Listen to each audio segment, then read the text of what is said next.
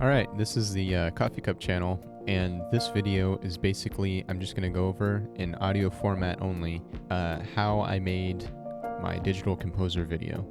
I decided just to do it in audio because I don't really have the resources on my computer to make an actual demonstration video. But I will put in the description the software for note-taking and stuff like that. Alright, I got the inspiration to make this video because of CGP Grey. I've always been listening to CGP Grey, and I really like his video formats. I think it's a really fun format, and I've been listening to both of his podcasts since they've come out, and I can't remember if it was on Hello Internet or Cortex that he's basically issued a challenge, and he was like, hey, you know what? I bet anybody can make good as quality video as I can with just a laptop. And so I took that challenge and I said, okay, I'm going to make a CGP Grey style video. And, 6 months later, I have what I have right now, and it's not nearly as good a quality as CGP Grey's video, but I'm still pretty proud of it. So the way I chose my topic was actually through a CGP Grey video, but I didn't steal one of his topics. He kind of just brushed over this one really interesting thing that I ended up researching myself for this video, and that was Emily Howell in his Humans Need Not Apply video. And it's basically a program that writes its own music by anyway, you can watch the video if you want.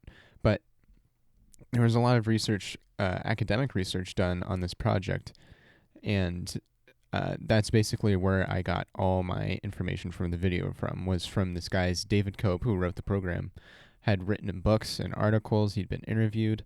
I just, first of all, I checked out his books as like a primary resource, and then if I didn't understand something, I'd go to an interview, find his more simplified version, and I'd try and work it out for myself.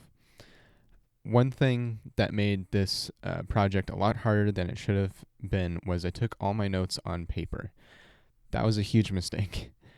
You can get OneNote, which is the software that I use now for taking notes. You can get OneNote for free, and it's infinitely more powerful than taking notes on paper. Because for one thing, you can't search on paper. You cannot say Control F, I want to search for this line. So that's the number one thing that I'd say is use digital note-taking software. You can take notes on paper like I did and then digitize it later. Just make sure it's digitized. And then the second part for what I did, I wrote the script based off of what I wanted to talk about. And then the second part, I recorded the audio.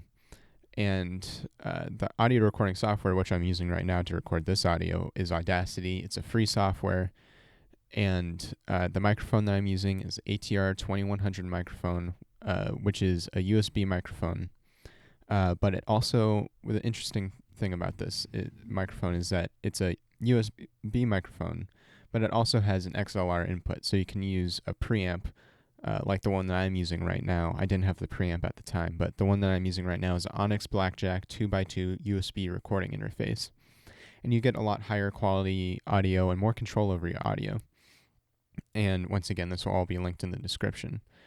And one thing that I kind of regret with that first video was that the audio quality was not as good as I wanted it to be.